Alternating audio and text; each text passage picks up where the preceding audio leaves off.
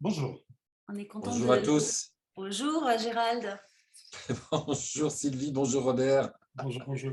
On est content de vous retrouver aujourd'hui avec notre invité spécial, Gérald Ben Merzouk, qui est l'auteur, entre autres, de ce livre.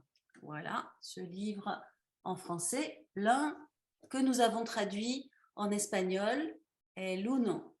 Donc aujourd'hui, on a la chance de passer un petit peu de temps avec lui pour lui poser quelques questions et puis avoir son point de vue sur qu'est-ce que c'est la réalisation du soi et l'éveil.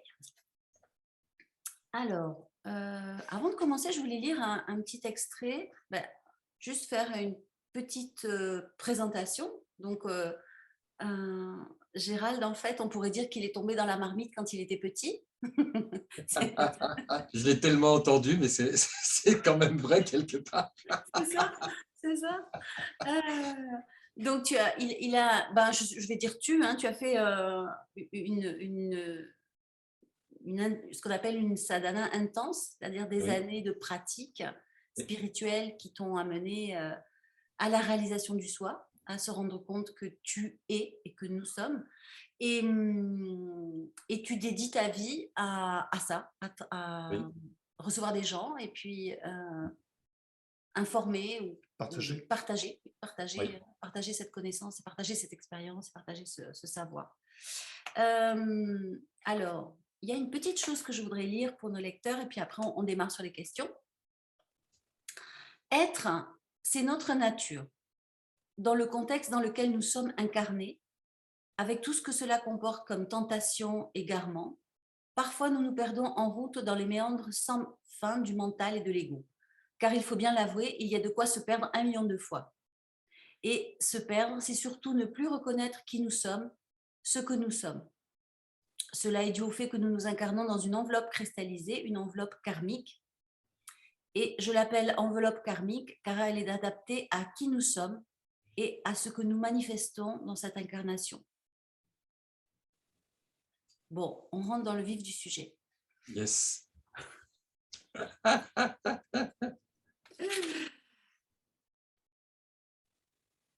Alors, tu posais la première question ?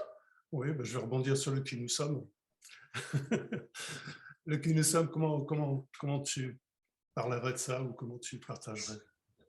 C'est vrai qu'à l'époque, quand le livre a été écrit, c'est ce qui venait très souvent, cette phrase « qui nous sommes, ce que nous sommes ». On peut le laisser, mais on pourrait aussi, on peut l'éliminer aussi, enfin, ou l'enlever, ça dépend de la sensibilité de chacun et chacun sa façon de verbaliser les choses ou d'expliquer les choses. Dire ce que nous sommes ou qui nous sommes, c'est pas toujours évident parce que ça passe pas par l'explication, ça passe pas forcément par la narration, mais ça passe par le vécu direct. Et le vécu direct, il passe uniquement par le cœur qui, lui, est sans filtre et nous permet de nous rappeler, je dirais pas de nous connecter parce qu'on est connecté en permanence puisque c'est notre nature, mais de nous rappeler effectivement ce que nous sommes, qui nous sommes, à savoir, c'est même plus des êtres, mais c'est être, tout simplement. Donc sans explication, sans définition, sans commentaire, sans rien rajouter au bout, uniquement être. Et à partir de là, il faut expérimenter ça, être. Mais ça peut être très simple, hein. Des fois, on disait simplement « soit » aux gens, et d'un seul coup, il y avait une espèce d'éveil, une illumination qui se produisait. C'est quand même très drôle, très amusant, parce qu'il n'y a pas besoin de dire grand-chose, ni de proposer une discipline spirituelle, une pratique, prononcer ou répéter des mantras ou des prières, et ça se faisait automatiquement. Mais ce n'est pas le cas pour tout le monde. Oui. Donc, quand je disais tout à l'heure, quand tu disais tout à l'heure un passage et que tu disais une enveloppe karmique, oui, parce que c'est une enveloppe spécifique qui est construite, c'est-à-dire ce n'est pas lié au fait du hasard. Nous avons tous une enveloppe spécifique pour une incarnation spécifique, et c'est par ce biais-là que mon corps a telle forme, le tien a telle forme, les couleurs Dieu, ça va jusqu'à l'infiniment petit dans les molécules, et tout ça emprunte justement au système karmique, c'est-à-dire de causalité, de cause à effet. Oui. Les cellules de ton corps seront comme ça parce que ça et ça, qui correspondent à un moment donné au karma, ou à quelque chose que tu as ramené, à des tendances karmiques, des samskaras d'antériorité précédente. Donc voilà, il n'y a pas de hasard, tout est vraiment, c'est millimétré, c'est tellement précis. Hmm. Et ça me fait penser à ce que tu dis quand je n'avais pas conscience de ça avant que tu le dises comme ça. Qu'en est-il des lignées génétiques? C'est-à-dire des histoires, quand on s'incarne dans une famille, Oui, oui, du poids d'une histoire, du poids de certains patrons énergétiques qu'on reproduit. Donc je pense aux générations antérieures, au siècle dernier, puis bien avant, qui ont vécu des guerres, des famines, etc. bien sûr. Comment on porte ça? Bah, on le porte et on l'emporte des fois avec nous. Alors, tout dépend du niveau d'identification et de cristallisation qu'on a face aux événements et au quotidien, aux choses qui nous traversent. Si on est très, très sensitif, très empathe, on va avoir tendance à un moment donné à focaliser sur la plupart des objets, et entre autres l'objet de cette redondance, j'allais dire, de mémoire des lignées, parce que c'est quelque chose de redondant qui se reproduit de génération en génération. Si on est vraiment et qu'on se sent très impliqué dans la matière, quelle que soit l'approche que l'on a, hein, des fois c'est inconscient, hein, eh ben, effectivement, on peut se récupérer des choses de ce type et en être plus ou moins impacté, on va dire ça. Ok. Voilà. Donc oui, la plupart d'ailleurs d'entre nous sont passés par là. Hein. Oui, c'est ça. Moi, je l'ai vécu pour moi et c'est vrai que j'ai l'impression que c'est comme des poupées russes. En fait, je suis en train de Oui, sortir des poupées russes. Je les oui, c'est laisse au ça, fur et à mesure. exactement. C'est plus moi. Exactement. Hein, Ah, parce que tu décris, c'est voilà, on pourrait parce que les poupées russes, de toute façon, ça représente justement tout un tas. Alors, ça représente beaucoup de choses, les poupées russes, à la fois toute une succession d'imbrications de corps et de Mhm, plans, les uns dans les autres, de l'être, concernant mhm, l'être. mhm. Voilà. Ça caractérise pas, enfin, ça peut pas, ça parle pas du soi, ça parle simplement de quelque chose qui est au sein du soi. Hein. Voilà, petite parenthèse. Ouais.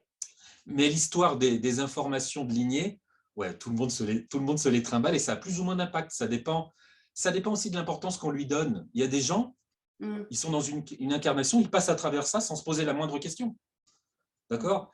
Et ils sont ni plus malheureux ni plus heureux. Enfin, ça se fait comme ça. Et puis il y en a d'autres, d'un seul coup, il y a une espèce de lueur qui passe comme quoi, tiens, j'ai l'impression que je répète des schémas de mon père, de ma mère, de ma grand-mère, quand on s'en souvient, qu'on arrive à remonter jusque-là. mhm. Et des fois, en parlant d'ailleurs avec nos lignées, quand ils sont Ouais. encore vivants, ils nous disent, bah, tu sais, ma mère aussi, donc des fois l'arrière, grand-mère, arrière, et tout ça, faisait ça, disait ça, se comportait comme ça.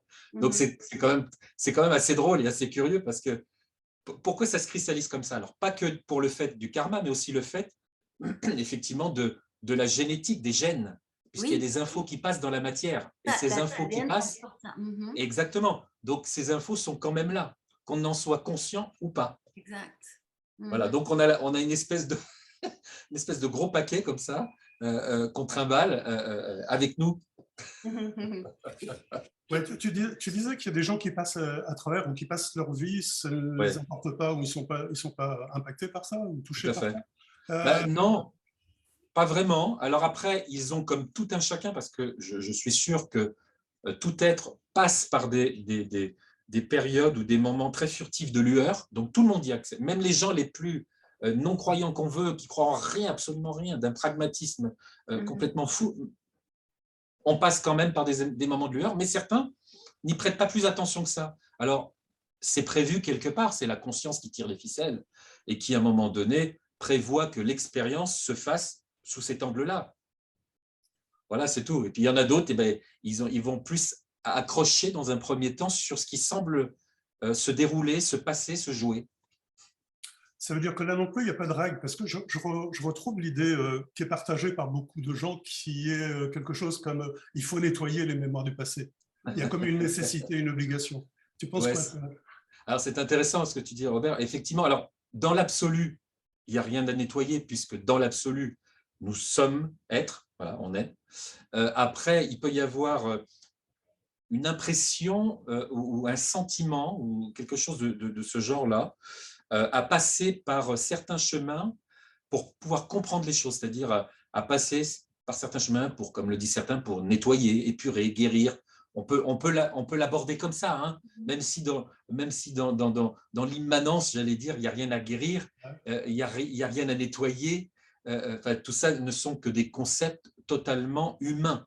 Ouais. Et c'est conceptuel, complètement. Mais même s'il n'y a rien à nettoyer, est-ce qu'il y a une nécessité comme une nécessité de prendre conscience dans le chemin d'éveil? Oui, c'est pour ça que ça pousse les individus, entre guillemets. Je dis individus parce que chacun semble avoir l'impression d'être individualisé dans son enveloppe et tout ça. Et il y a quelque chose qui est comme de l'ordre d'un appel, d'un rappel. Okay. Et il y a comme une espèce de besoin, comme si c'était une fin en soi, d'aller à la recherche de. Ok, ce que j'entends, c'est que c'est complètement différent de « il y a une nécessité pensée produite par le mental ». Oui, exactement. Ça, c'est quelque rappel, chose, c'est naturel, c'est en nous, puisqu'on on pense, on croit qu'on a besoin d'aller retrouver ce que nous sommes, qui nous sommes. En vérité, on n'a rien besoin de retrouver, mais comme ça semble nous échapper au quotidien, ça semble ne pas être clair, ne pas être évident. Donc, du coup, il y a presque cette nécessité de mettre en place une quête, une discipline spirituelle, des pratiques, étudier les textes religieux, rencontrer des sages, etc. Donc, il y a quand même quelque chose qui nous pousse à ça, enfin, qui semble nous pousser à ça. Ouais. Ok. Du coup, ça me fait rebondir sur un thème que j'écoutais récemment dans un de tes satsangs avec Pierre, l'idée de l'intention. Oui. Moi, j'avais l'idée que l'intention, c'est justement, j'ai mis une intention, donc déjà, je pense que moi, je vais pouvoir avoir un impact sur la réalité, pas sûr, Oui. et puis, j'acte par cette intention que je suis séparée du but de mon intention. Donc, j'ai dans mon parcours où j'ai flirté pas mal avec le New Age, j'ai utilisé l'intention pure, etc., d'accord. Et puis, ça avait plus ou moins de résultats. Et après, je me suis dit, attends, je suis quand même enfermée dans un schéma par une croyance de séparation, tu sais, de temps et de distance par rapport à mon monde. Donc, j'ai un peu abandonné cette idée. Puis, dans un satsang récemment, vous disiez, je ne sais plus donc exactement si c'est Pierre et toi, mais en tout cas, vous étiez d'accord sur le fait que l'intention, c'est pas le désir qui va justement te cristalliser dans quelque chose, mais c'est comme un élan qui te porte et qui va diriger ton attention vers l'éveil, par exemple, si c'est ça que tu veux. Est-ce que tu peux clarifier cette idée d'intention? Alors, l'intention, ça peut être, comme tu viens de le décrire, mais ça peut être aussi comment je pourrais dire, c'est un écueil, donc quelque part une espèce de voie sans issue, parce que quelque part ça ressollicite le personnage, comme quoi, parce que en fait ça peut pas solliciter la conscience, elle n'a pas besoin d'être sollicitée, la conscience elle est omniprésente, mais ça sollicite le personnage d'une façon beaucoup plus subtile. Et en fait, quelque part, il se fait attraper par ça. Mais on emploie des termes et des mots pour essayer, quelque part, qui est, quand les gens viennent nous voir ou parlent avec nous, qu'il y a un échange, qui est une espèce de compréhension. Et des fois, en passant par des termes de ce type, très simple, basique, il y a des compréhensions qui se font. Intention, pour les gens, intentionnellement, ça veut dire qu'il y a une décision quelque chose qui peut se décider, qui est de l'ordre d'une décision, d'un souhait ou éventuellement d'un désir, même si c'est un peu différent, mais ça se rapproche quelque part. Mais la seule chose le seul désir que ça peut engranger, j'allais dire, c'est simplement suralimenter une nouvelle fois le personnage. Mais bon, il faut bien employer des termes et des mots pour qu'on puisse se comprendre. Donc, il y a des paliers de compréhension. On passe par des mots, puis d'un seul coup, ces mots, une fois qu'il y a une compréhension en face, ils disparaissent, il n'y a plus besoin du mot intention. On va directement à l'attention, voilà, etc. Tu vois, il y a des paliers. Oui, tu veux dire que l'attention, c'est comme déjà où je mets mon attention sur ce que je perçois, comment j'accueille, l'observateur qui va voir qu'est-ce qui est vécu, etc. Exactement. Dans un premier temps, l'observateur. Dans un premier temps. Ok. Parce que l'observateur, ça peut encore définir, et d'ailleurs, quelque part, ça définit dans le subtil, dans l'extra-subtil, j'allais dire quelque chose du subtil. C'est pour ça qu'il y a beaucoup de gens, en fait, dans le chemin, dans cette quête, entre guillemets, qui s'accrochent justement à l'observateur. Ouais. pensant, croyant, mais des fois profondément et en toute honnêteté. Et je veux dire, ils sont honnêtes dans leur démarche, hein, ce n'est pas la question, que c'est voilà, le but est atteint, Ouais. tout est réalisé. Ouais. Je suis Non, l'observateur de ma vie, oui. c'est encore un leurre parce que s'il y a un observateur, il y a forcément objet, aussi dense ou subtil qu'il soit, observé. C'est Ouais. logique. Ouais. Ouais. Ouais, ouais, ouais, ouais. Ok, pour en revenir à ton livre, alors, Oui. d'où procède la création du livre? Est-ce que ça part d'une intention? Est-ce que ça part d'un appel? Est-ce que ça part… Ouais. Alors, comment il est arrivé, Comment ce il a bébé-là? émergé cette idée? c'est simple. Il y a des années, je ne sais pas, 15 ans, 20 ans, beaucoup de gens que je recevais, entre autres, ou des gens avec qui je conversais, avec qui j'échangeais, me disaient à chaque fois « Ah, il faudrait que tu écrives un livre ». Et à chaque fois, à l'intérieur, ça disait « Non, il n'y a pas l'élan ». Et ça a duré 12 ans, 15 ans, comme ça, il n'y a pas l'élan. Et Pierre avait demandé plusieurs fois. Et à chaque fois, ça disait non. Et un jour, Pierre refait une demande et dit « Ça serait bien quand même, j'ai d'écrire un livre ». Et là, ça dit spontanément « Oui, maintenant oui ». Ok. Et du coup, ça s'est fait comme ça, en fait. C'est vraiment très simple, quoi. Oui, parce qu'en plus, c'est un livre d'entretien. Donc, Oui, ce que j'aime dans ce livre, c'est la spontanéité oui, des questions de Pierre et l'à propos de tes réponses. Je ne sais pas, il y a une espèce de fluidité entre les questions et les réponses. oui. Et quand on le lit, on est amené nous-mêmes à faire ce processus, à dire, ah ben oui, il pose cette question, moi aussi j'aurais eu cette question, etc. Oui, Donc, exactement. c'est très… D'ailleurs, souvent, des gens nous ont dit exactement ce que tu viens de dire là. C'est pour ça que c'est drôle. Ouais, et puis, ça s'est fait très simplement avec des… l'élan qu'il y avait aussi, c'est d'utiliser le moins de termes ou techniques ou empruntés aux différentes philosophies et religions du monde. Bon, il y a quelques petits passages voilà, qui font référence à l'hindouisme ou des choses comme ça, mais on souhaitait intérieurement que ça soit vraiment simple. Du coup, c'est comme si un adolescent aurait pu écrire ça. Et c'est ouais, oui, à la peut-être. portée de tout le monde. Oui, Un oui, c'est à la adolescent qui aurait portée de été, tout le tu monde. sais, un adolescent qui à un moment donné s'est éveillé, parce qu'il y a Curieux. des adolescents qui s'éveillent aussi, hein, Ouais, aurait pu l'écrire. Je veux dire, tout jeune, quelqu'un de tout jeune aurait pu l'écrire. ouais, Il est très facilement compréhensif, tu vois, quelque part, voilà quoi. tout à fait. Et au départ, il faisait pas cette épaisseur. Hein. Il était plus, moins? Il faisait au moins le double ou le triple. D'accord. Ah oui, de tous les entretiens que vous avez eus avec Pierre. Oh, oui, Ouais, oui, ouais, oui. ouais. Ah, ok, ah, ok. Euh, Alors, ouais, tu y allais? tu parlais de religion à l'instant. Oui, Tu as sollicité, je pense, un rabbin pour faire la préface du livre. oui, Ton Ok. ami Gabriel? Oui, oui. je crois que c'est un ami à toi. J'ai envie de dire pourquoi, demander pourquoi, et que tu parles un peu de l'impact de la religion, quel sens ça a dans le chemin spirituel, Alors, quel sens ça fait. pourquoi? Je ne saurais même pas te dire s'il y a une raison, parce qu'il n'y en a pas en fait, puisque c'est pareil, ça participe de l'élan, hein, cette espèce de… Vous connaissez de quoi il s'agit, cet élan spontané qui se suffit à lui-même et qui n'a pas besoin d'être expliqué.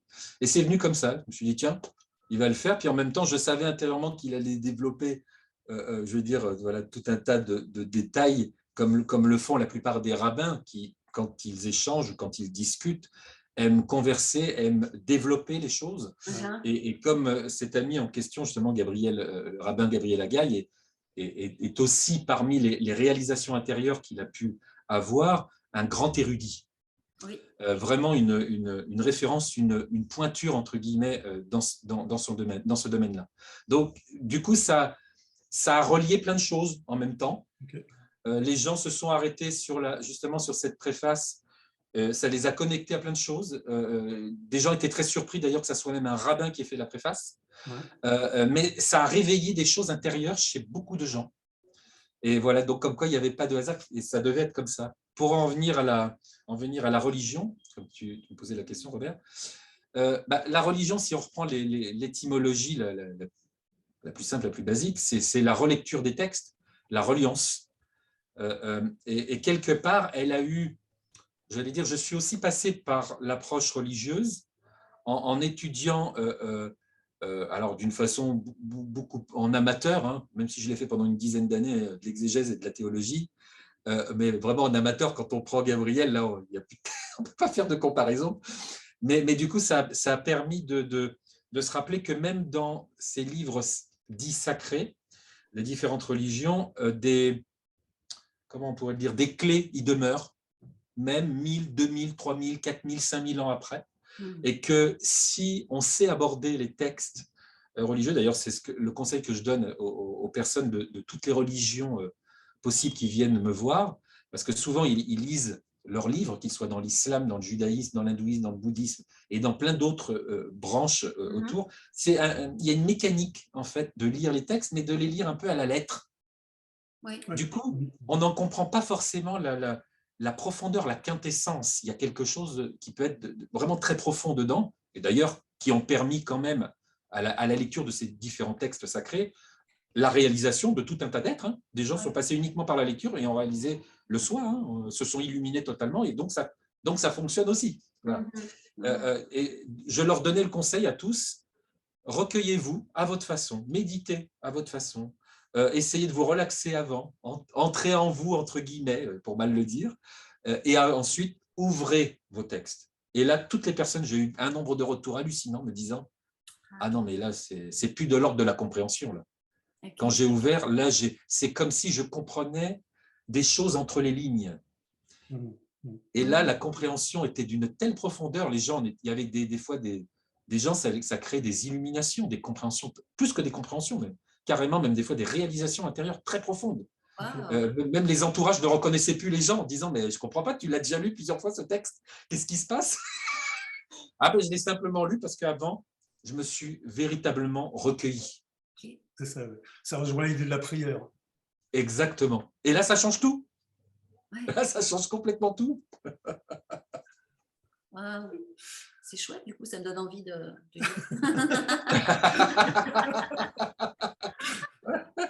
Et alors, on a abordé la religion en termes de sacré, de prière, et de reconnecter avec qui on est vraiment, on va dire. Oui. Quand je pense au monde hispanique et l'utilisation qu'on a fait de la religion, oui. Est-ce que ça peut avoir un impact, par exemple, sur la vie du monde hispanique actuellement? Et ça rejoint un peu l'idée du karma. Concernant la mauvaise utilisation de la religion. Concernant le catholicisme, par exemple? Oui, par exemple. Parce que bien sûr, après l'Inquisition, oui. Les conquistadors en Amérique qui ont massacré les peuples premiers, etc. Oui. Et tout le poids dans le monde hispanique en général, le poids de l'Église, tu sais, qui est vraiment un oppresseur important. Il y a pour les générations après tout un rejet. On ne veut pas entendre parler de la religion. On se libère de ça. Donc pour eux, c'est pas gagné d'aller re-rentrer dans les textes. C'est comme une autre démarche. Tu vois ? Bien sûr. Mais c'est pour ça qu'à un moment donné, il y a presque une notion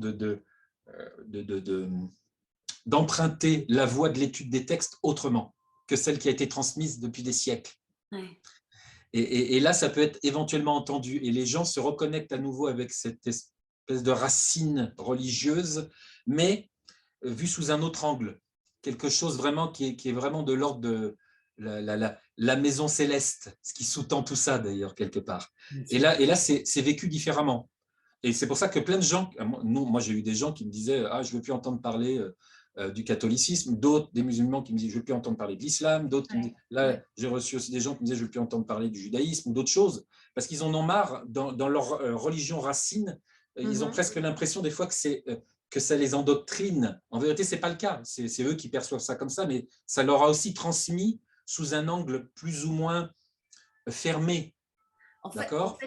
Oui, c'est comme s'il y a l'essence du texte et ce que les humains en ont fait et comment ils l'ont utilisé pour leur propre pouvoir et pour avoir du pouvoir sur le peuple. Oui, le problème, le problème, il est uniquement là. Il n'est pas ailleurs parce que les religions en elles-mêmes, il n'y a pas de souci, il n'y a pas de problème.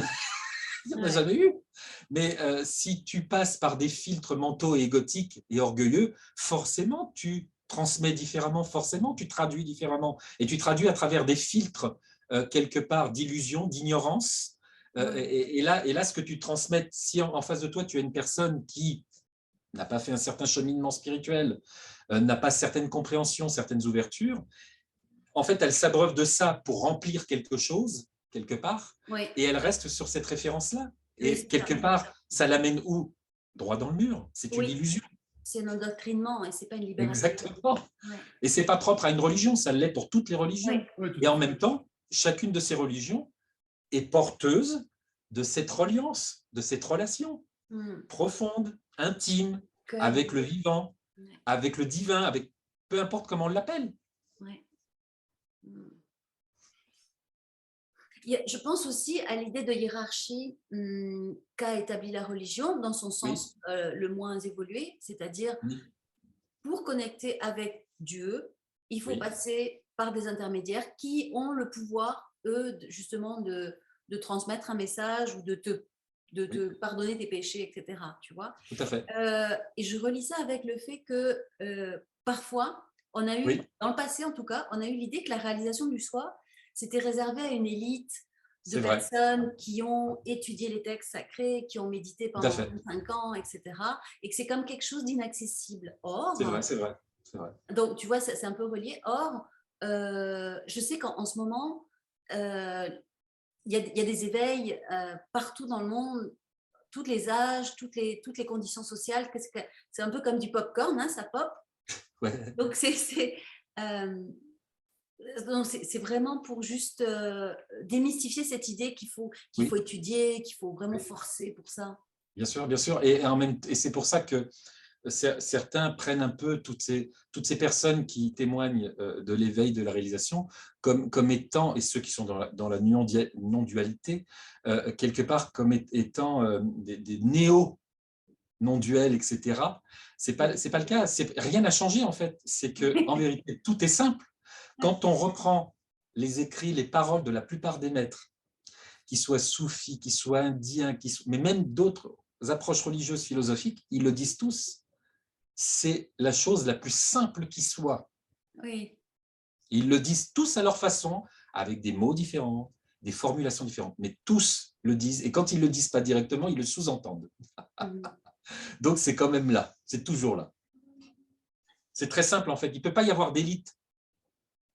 Si le soi est ce qu'il est, sans début ni fin, incréé, non né, etc., et qu'il est tout, ça n'a pas de sens.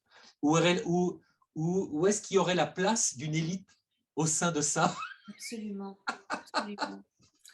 Il n'y a pas de religion plus vraie qu'une autre. Non Ben plus. non, bien sûr que non. Ouais, ouais, ouais, bien sûr. Non, non. Tout ça, c'est le jeu de la conscience. Elle a créé voilà, plein de religions et de philosophies différentes, de façon à ce qu'on puisse passer par une infinité d'approches. Voilà, on ne peut pas le dire plus simplement que ça. Ouais, c'est ça. Je pense à cette idée, à cette croyance qui était que, en fait, surtout dans la religion catholique, on te dit tu mérites pas. Oui, oui. Tu sais, Jésus est mort pour acheter tes péchés.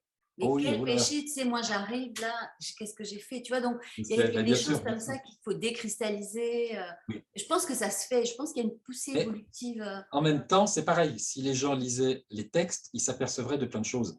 Il y a des passages, je crois qu'il y a un passage, mais je ne sais plus comment c'est formulé, parce que suivant les traductions, c'est formulé différemment, où le Christ dit, quand il part dans une autre région, en fait, et qu'il dit, j'ai trouvé plus de foi, genre dans cette région-là, dans cet autre pays, que dans mon propre pays natal, quelque part. Ouais. C'est quand même très, très intéressant. Tu parlais tout à l'heure d'intermédiaires. Souvent, il y a des intermédiaires parce qu'il y a des hiérarchies.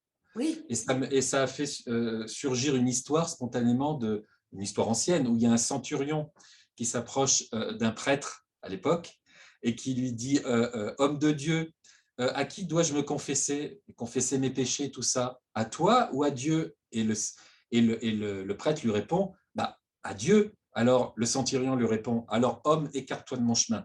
Ah, ok. Mais voilà, en vérité, il n'y a pas besoin d'intermédiaire. Non, c'est ça. Quel intermédiaire? Tu vois, nous sommes déjà cela. Alors que dans certains cas, il y ait des intercesseurs, comme les saints, les saintes, les maîtres spirituels. Ok, ça fait partie du jeu, mais en vérité, dans l'absolu, puisque nous sommes l'absolu de l'absolu, tel un saint qui l'a réalisé pleinement, il n'y a pas besoin d'intermédiaire. Dans l'islam, par contre, il n'y a pas d'intermédiaire. Il n'y a pas de hiérarchie comme ça. On a les imams, mais on n'a pas toute une hiérarchie religieuse. Voilà, ça n'existe pas. Ok. Ah, c'est intéressant. Est-ce que tu voulais poser Vas-y, tu voulais poser une continue. question? Ouais, ouais. Non, je reviens à cette idée de Oui. que donc depuis les siècles passés, puis depuis le poids de toutes les religions, je pense au catholicisme parce que c'est celle que je connais, et puis Oui, en Espagne, c'est là, on est baigné là-dedans, c'est encore très présent. bien sûr. L'importance du Vatican, du pape, et donc cette libération, c'est-à-dire ce que j'appelle moi la poussée évolutive qui fait que les personnes vont, sans intercesseur, sans rien, vont connecter à vraiment ce qu'elles sont. Donc ça, Oui. c'est au niveau individuel. Est-ce que tu dirais qu'au niveau collectif, ce qu'on vit, le chaos, l'effondrement des systèmes, etc., c'est la même chose? Oui, oui, c'est pareil. Ouais, c'est identique, hein, c'est la même chose, hein. C'est ça, c'est C'est pas- juste un niveau collectif, la même chose qu'on peut Oui, vivre au niveau personnel. ouais, c'est exactement la même chose. C'est Donc, exactement pareil. ouais, c'est l'époque c'est l'époque qui veut ça. Oui, c'est une période où, on va dire, quelque part, la conscience a, entre guillemets, décidé que l'éveil se fasse à grande échelle. Et en même temps, ça correspond de la transition, de l'abandon et du passage du Kali Yuga au Satya Yuga, Ouais. qui est une ère de vérité. Donc, voilà, c'est imbriqué le temps que la transition se fasse, ça donne tout ce qui se passe actuellement. Mhm. Bon, on va traverser ça tranquillement. Ouais, Oui, oui, oui. il y a plein de questions de gens sur la durée de la période. Tu as un scoop là-dessus? C'est-à-dire, combien de temps ça va durer? Oui, le chaos. Le Vous en avez Canada, c'est encore, quand même vous en 25 avez 000 ans. encore pour quelques années, Ouais, ok.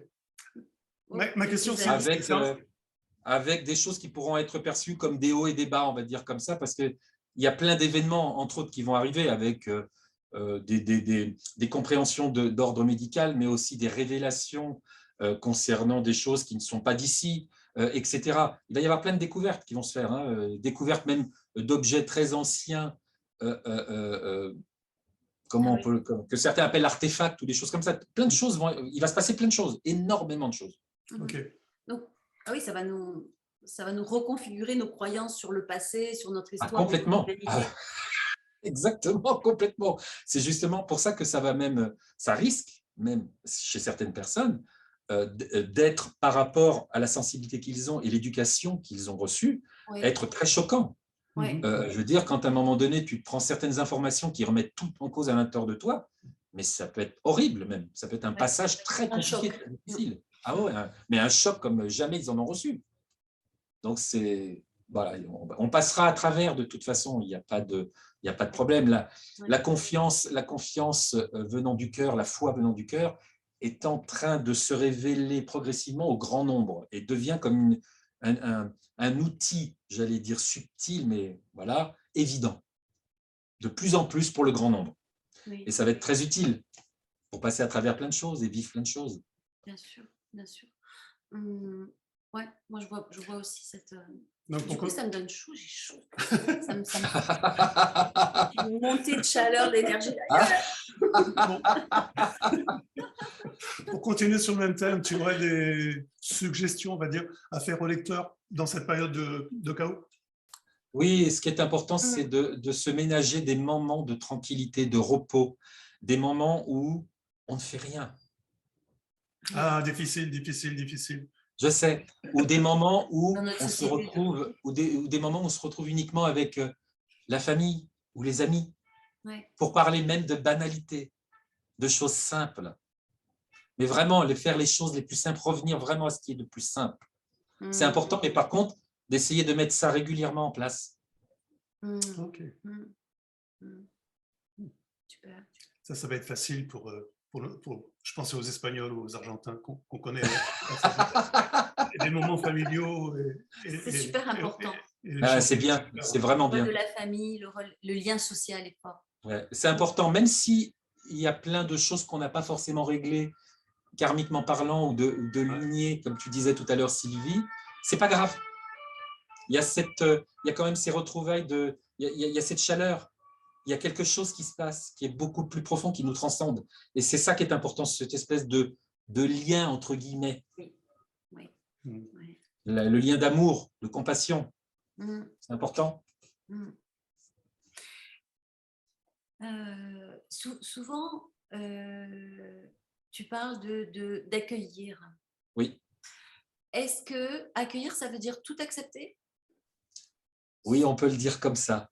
On peut le dire comme ça. Sans C'est broncher. effectivement, c'est tout accueillir, mais pas tout accueillir. C'est vrai, quand on le balance comme ça dans un satsang ou une conférence, on a l'impression qu'on se doit de mettre en place comme une méthodologie, une technique, une approche, une pratique spécifique avec un espèce d'effort à accueillir des choses, même des fois qui nous déplaient ou qu'on n'accepte pas et tout ça.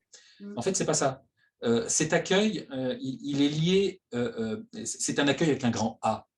Il est lié de fait, de par notre nature du soi que nous sommes. Le soi n'a même pas besoin d'accueillir. Il est accueil, on va le dire comme ça c'est un mot terrestre, mais il est déjà tout. Donc, de fait, ça s'accueille. Et en fait, on n'a pas besoin de faire d'efforts. Il y a simplement à plonger dans son cœur pour prendre conscience que tout est déjà accueilli. Tout, sans exception.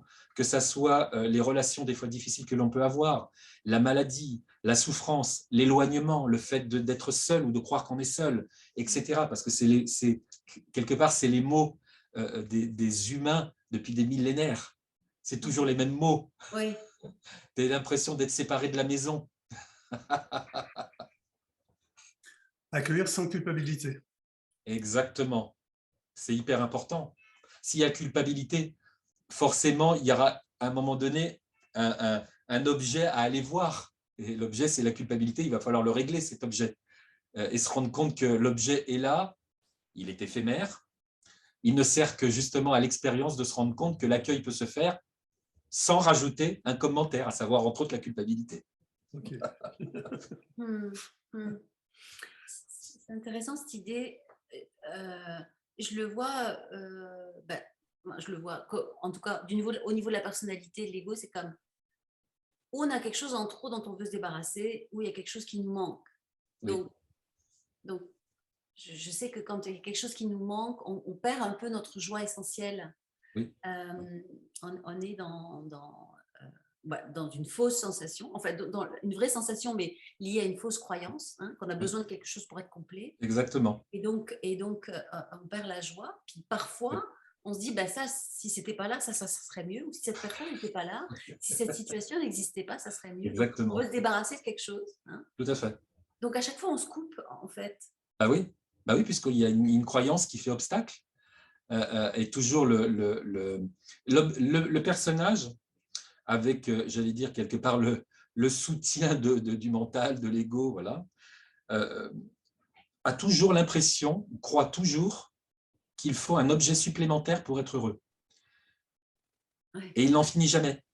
Et le personnage en lui-même ne peut pas se rendre compte que ces objets ont une nature éphémère et qu'ils ne lui apportent un plaisir qui n'est qu'un plaisir en surface, un plaisir en périphérie.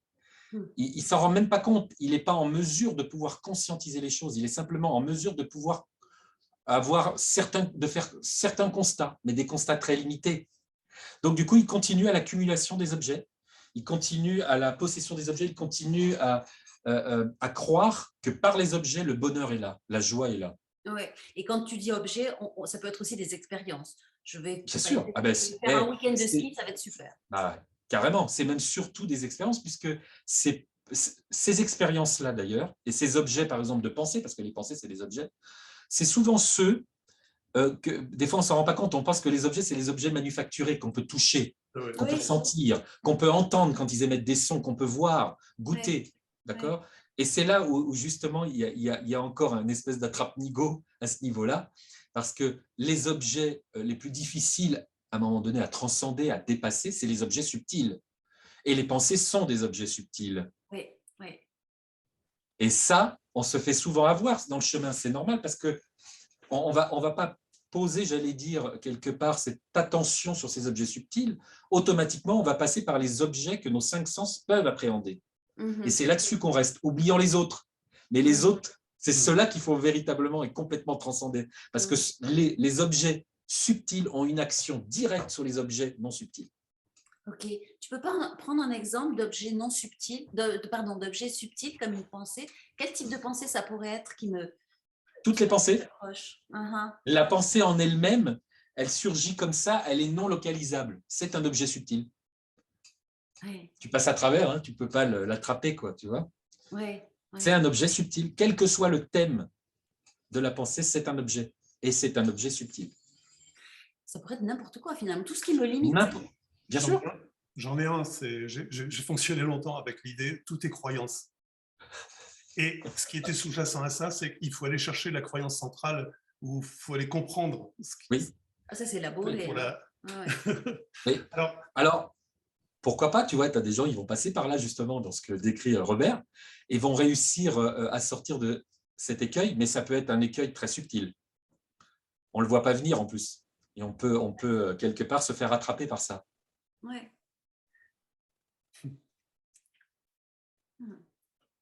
Je pense que ça peut être aussi des choses très simples, comme une croyance qui est la météo du jour m'affecte. Bien sûr. J'ai cette croyance, mais j'y pense pas. Sauf que je vis que aujourd'hui c'est gris, il y a trop de vent, il fait trop froid, il y a trop chaud, etc. Et c'est vrai. en fait, on traverse ça, on est affecté par quelque chose d'extérieur simplement parce qu'il y a une croyance quelque part Oui. qu'on a construit qui est je suis affecté par la météo du jour. Ouais. Mais ça a créé une construction de forme pensée quelque part. Ouais. Et cette forme pensée, elle est sur son plan de création spontanée de pensée. D'accord? Et elle est suffisamment, j'allais dire, elle est suffisamment quelque part structurée, dynamisée Alimenté. et redynamisée encore par le personnage pour qu'elle ait quelque part une vie propre. Et du coup, elle se resserre sur un plateau. Tu vois. Mais ça reste encore un objet subtil, combiné à un moment donné à un acte de pensée redondant du quotidien, basique, etc. Ouais. Mais c'est la même chose. C'est des objets subtils. En fait, on dirait que ça agit comme un filtre dans notre expérience de vie ou dans notre façon de voir la vie. Oui, exactement. Ça, bien sûr. Et c'est pour ça que lorsqu'il n'y a plus tous ces objets, c'est le être devient évident. C'est l'évidence de l'évidence, quoi. On peut pas passer à côté. C'est impossible. Mais avec tous ces objets, à un moment donné, on a l'impression qu'on va jamais l'atteindre et puis on a surtout l'impression qu'il faut atteindre quelque chose. Ouais. C'est encore, bien sûr, c'est une nouvelle fois, c'est un leurre. Hein, mais bon, ça fait partie du jeu. Hein, il faut bien passer par l'expérience des objets pour se rendre compte de leur nature, du fait qu'ils sont complètement éphémères, que ça fluctue constamment, que ça bouge constamment, que ça change de forme constamment, et que évidemment, c'est pas ce dont quelque part, c'est pas ce dont nous sommes à la recherche. Exactement. Donc c'est vraiment un chemin de dépouillement dans le sens de détachement, de laisser aller les choses, de laisser aller les On peut le dire comme ça, oui. Ah, ouais. Oui. Puis s'accompagne ou non d'une pratique. Je veux dire, quel est le sens de la pratique où, dernièrement, j'ai lu un bouquin où le titre, c'était se réaliser par l'effort, par exemple. Oui. Est-ce que c'est souvent en plus accepté par la conscience collective, je veux dire, hein, il faut faire des efforts, ou il faut... Oui, pour réussir des choses, il faut faire des efforts. C'est ça, oui. On obtient en faisant des efforts. Il faut suer à la sueur de son front. La méritocratie. Oui, c'est exactement ça. Donc, la méditation, par exemple? Comment? La méditation, par exemple? La méditation peut être un outil, d'ailleurs c'est un outil qui a fait ses preuves quand même depuis des millénaires, On peut dire, qui a mis le temps, mais n'est pas une obligation, puisqu'il y a des gens qui ne méditent pas et qui à un moment donné réalisent leur nature simplement en se baladant ou en faisant autre chose, hein, quelque chose du quotidien des plus simples. Donc c'est pas une obligation. On n'est pas obligé de passer par la méditation, par une pratique, par une sadhana, une discipline spirituelle intensive pour réaliser, voilà. Mais on a là aussi, spirituellement parlant, on nous a bassiné avec ça depuis très très longtemps, nous disant ah oui, mais vous êtes obligé d'étudier les textes, de méditer, de prier, etc. pour pouvoir réaliser. C'est-à-dire que même à ce niveau-là, on nous dit la même chose que pour les choses du quotidien. Oui, Okay, pour réussir, comme réussir quelque chose. Exactement. Il Donc, faut qu'il y ait un mérite.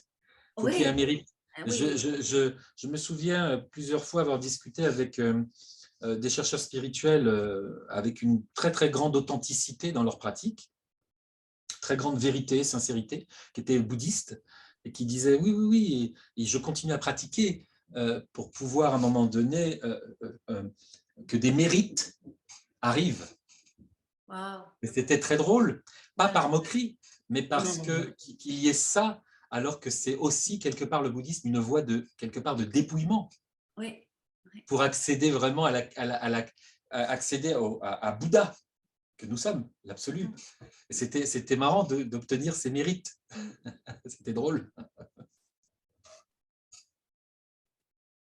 C'est intéressant, hein, de voir toutes ces couches qu'on met, par exemple.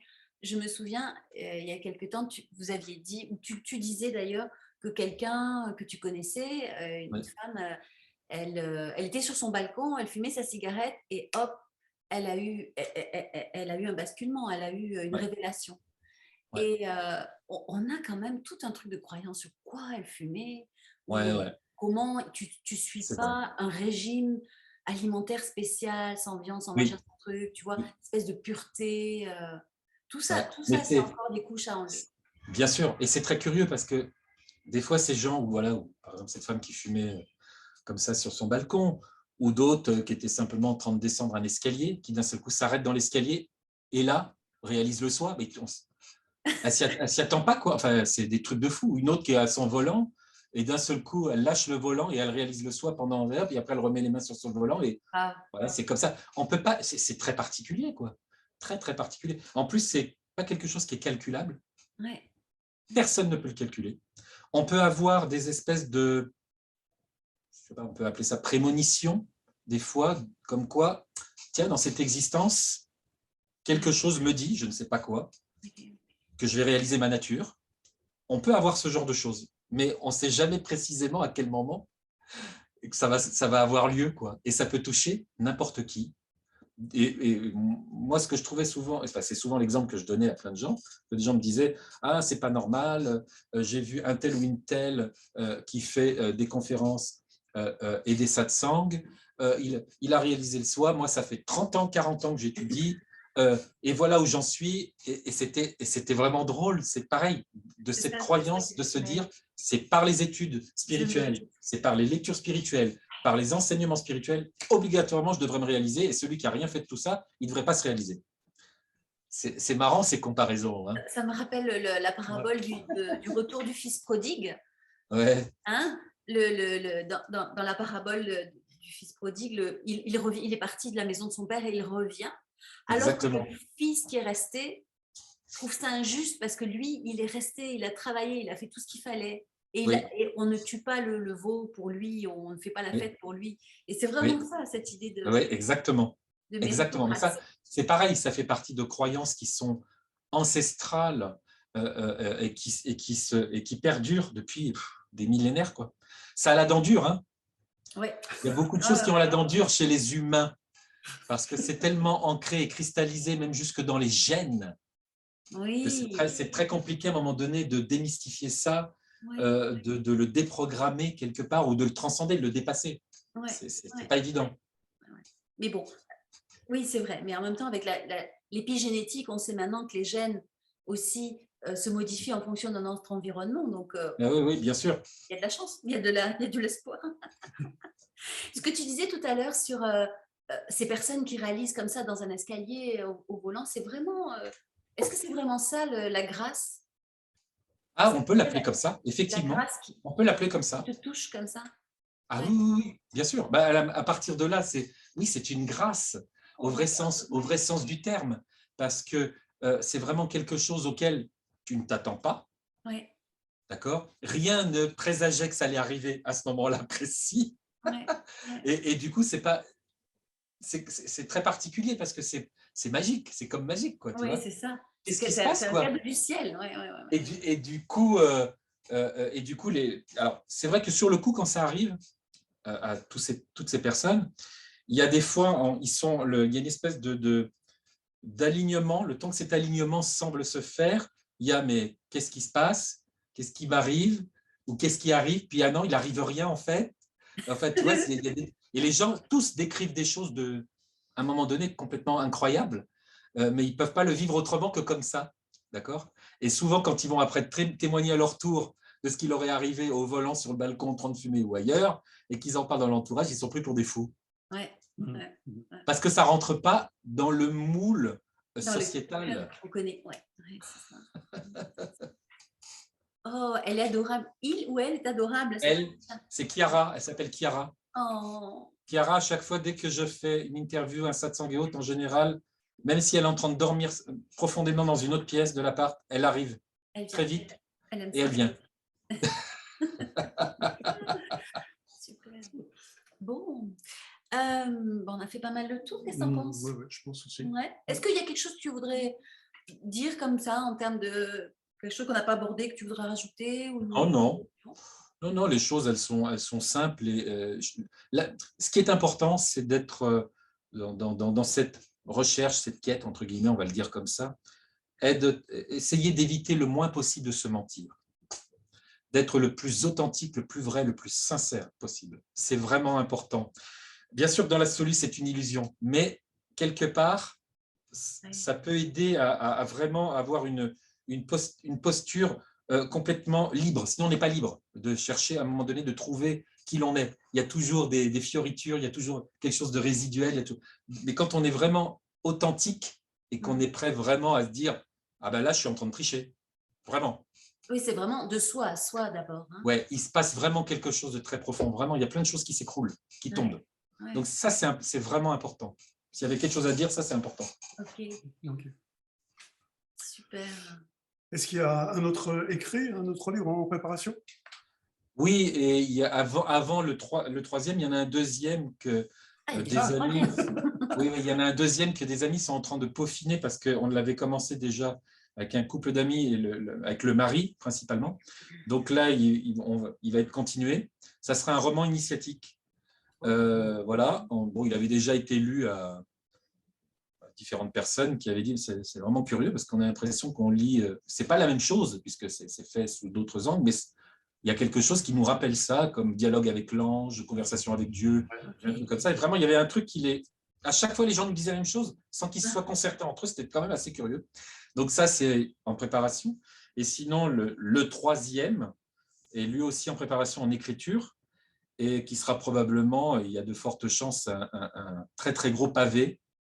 Et peut-être, il sera peut-être en 2 volumes, c'est-à-dire peut-être 2 gros pavés. Ah, wow. On est en train d'explorer quelque part spontanément une quantité de thèmes des plus simples, des plus basiques, aux thèmes que beaucoup de chercheurs affectionnent. Voilà.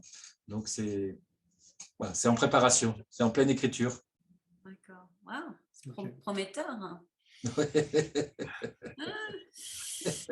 Merci beaucoup, Gérald, pour ce temps passé ensemble. Merci à tous les deux. Merci à toi. À tout bientôt pour de nouvelles aventures. Yes, à maintenant.